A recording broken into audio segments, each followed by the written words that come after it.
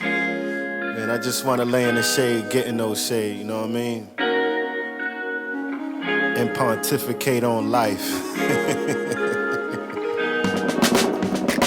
We vibing under the city lights. Wherever the wind go take us. If it's good, we make it contagious. Said we vibing, laying on black sand beaches, thinking of what life teaches. So glad ain't fall from the deep end. Said we vibing under the city lights. Wherever the wind go take us. If it's good, we make it contagious. Said we vibing, laying on black sand beaches, thinking of what life teaches. So glad ain't fall from the deep end. Said we vibing, even when the days feel low. Faye's gonna have that glow. Already moving. Very satisfying. So to give you guys an update on the last video, how I told you guys I got the tire light off, but our airbag light came on. Well, all I had to do was clear it. Like I said, I think it's because when I changed the clock spring, I like pinched the wire, and sometimes like when I'm like driving or something, it probably shorts out and it like turns the airbag light on. But all we did was clear it, and we are good.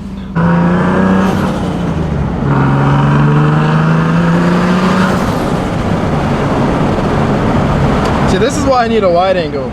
So like when I'm driving, all you guys are seeing is like half of the steering wheel. I need a wide angle. As you guys remember, a couple of videos ago, we were borrowing Chris's wide angle, and it was just way better. It was just a better experience when filming, and I'm pretty sure it was better for you guys for watching.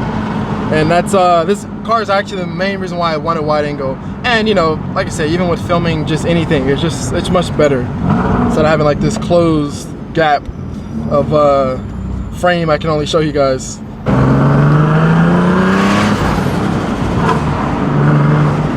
See if we can get the sound to bounce off this bus. A little bit. Let's try it again.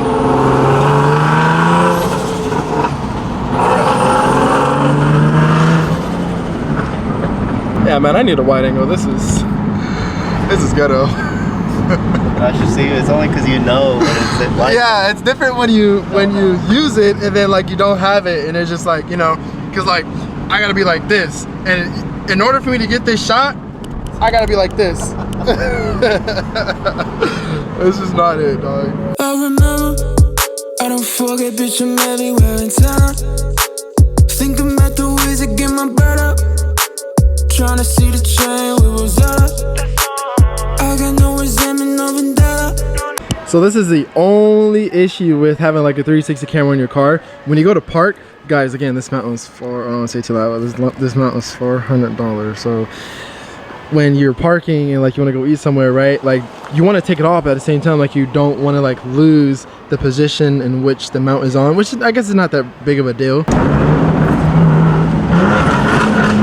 This is low boost.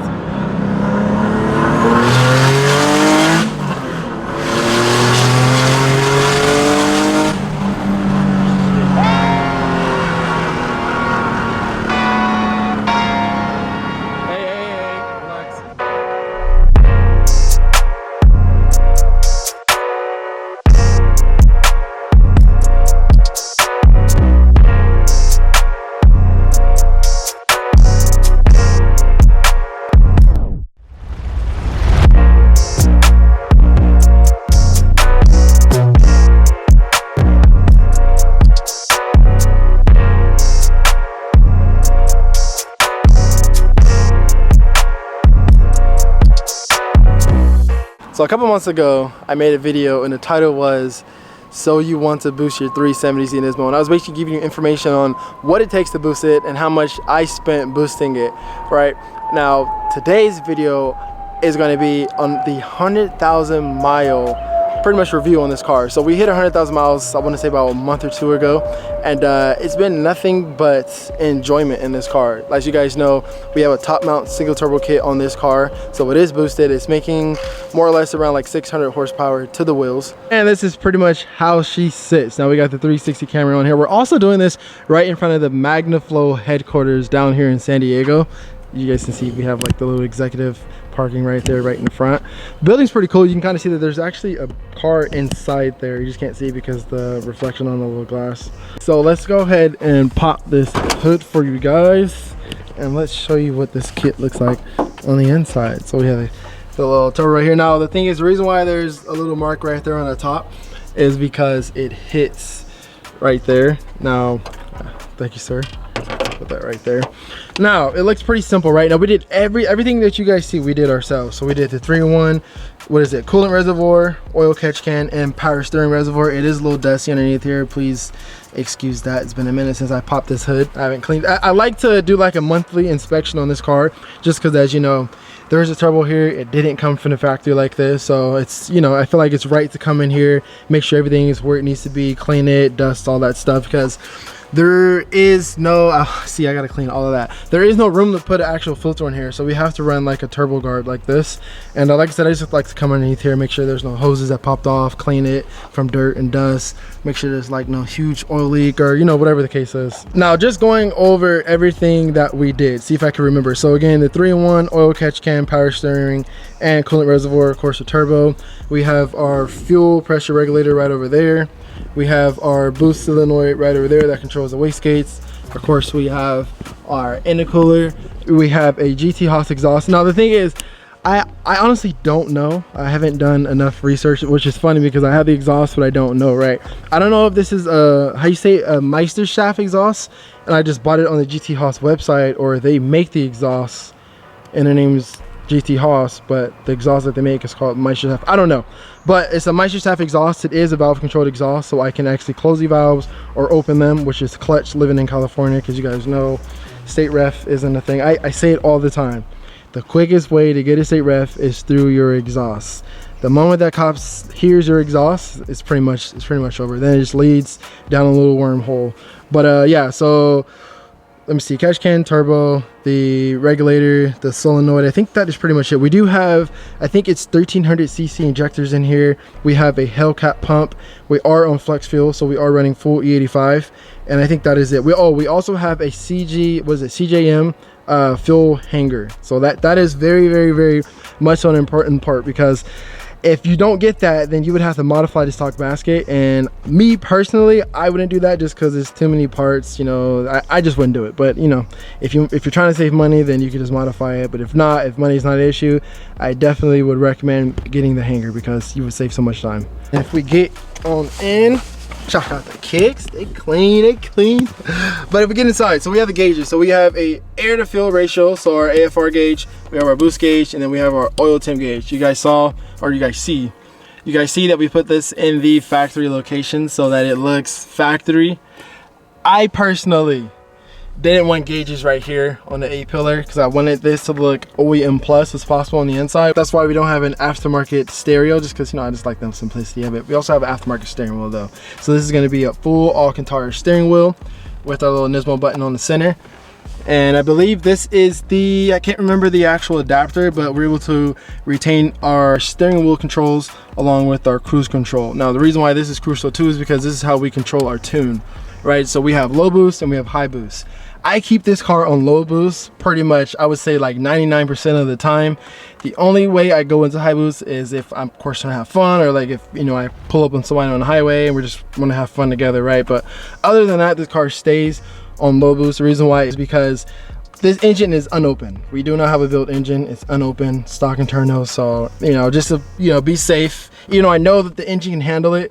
I still just, you know, I just rather stay on low boost. Do a little walk around on the car just so you guys can see like the overall condition of the car. Like I said, this is a 100,000 mile review. This car has 100,800 miles, I think, if I'm not mistaken.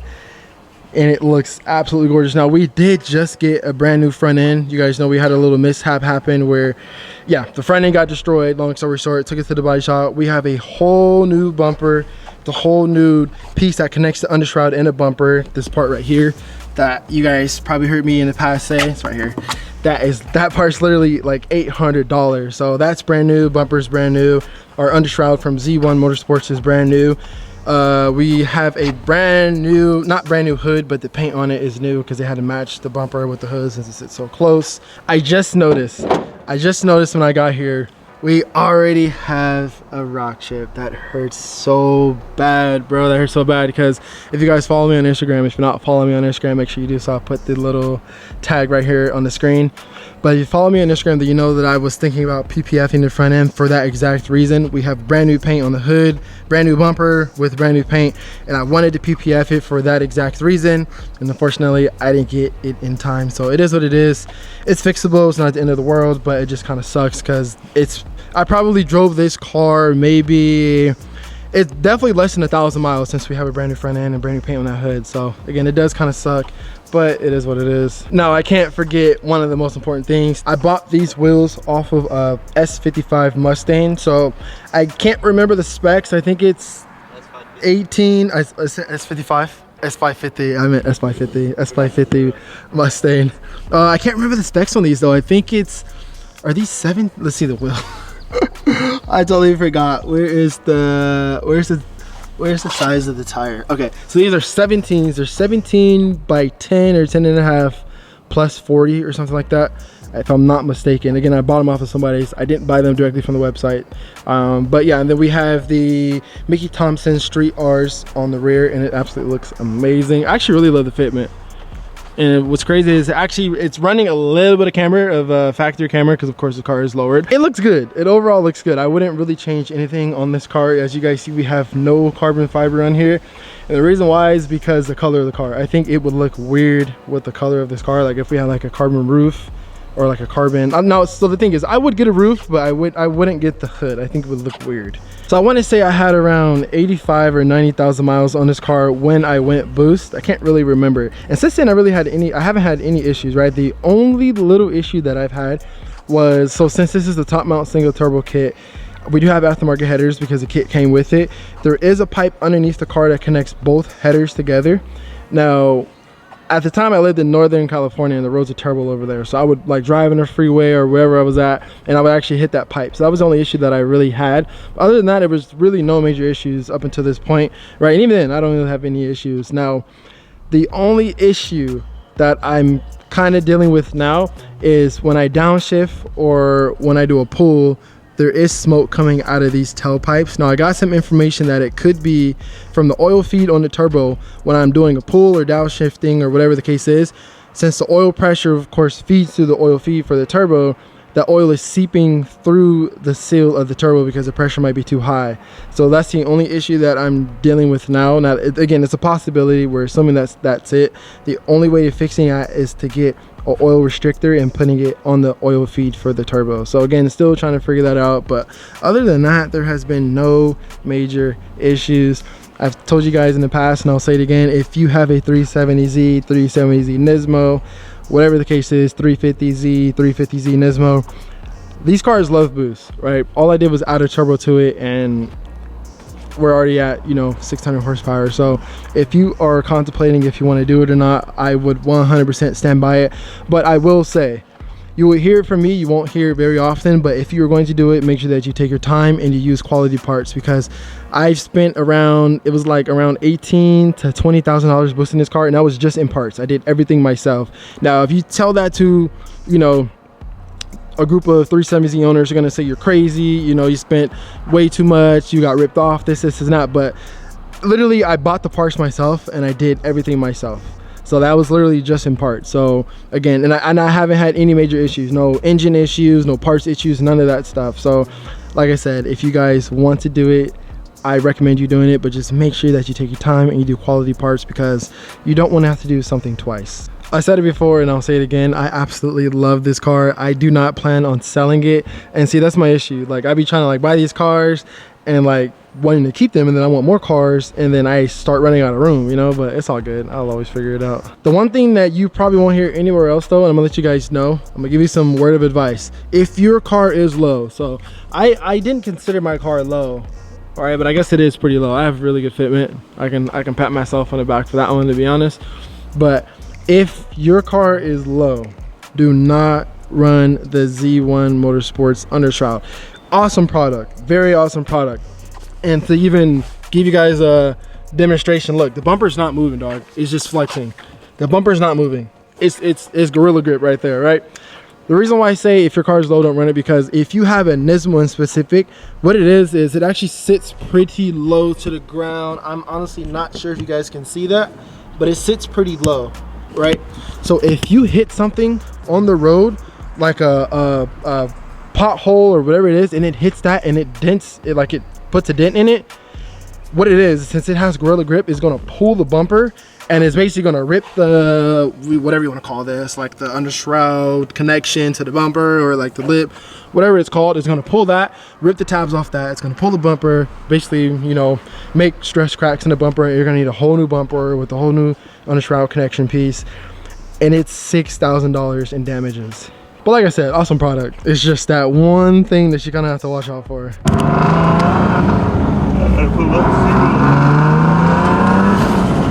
You know what we should do? You should totally get a flyby.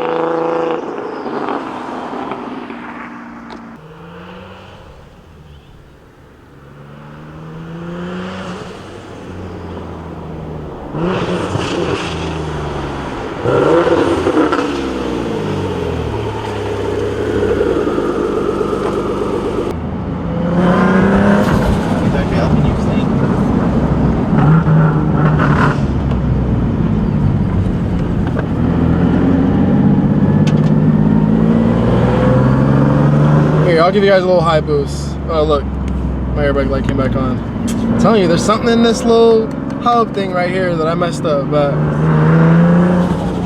whatever.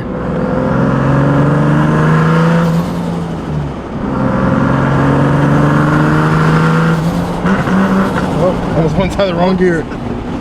There's a dip right here, so right here.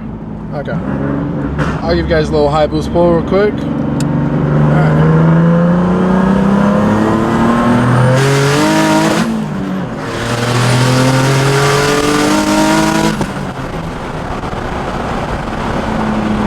Sir, my heart dropped. I thought that was the cop. Really? The golf cart? Yeah. Oh boy. I didn't think so. You're doing too much at once. And this is where I'm gonna end the video. I appreciate you guys for watching, and as always, I'm gonna catch you in the next one. Peace out, stay safe, and stay tuned. Who knew I would make it this far? They hated, they never believed me. Yeah, I would never drop the ball. I know I make it look easy. Yeah.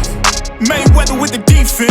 I don't care what a critic gotta say, I got them picking up the pieces. That to me, you really playing with your life. I'm about to come and run it all back. I'm the new era, about to snap back. You ain't fitting for it, cause you all cap.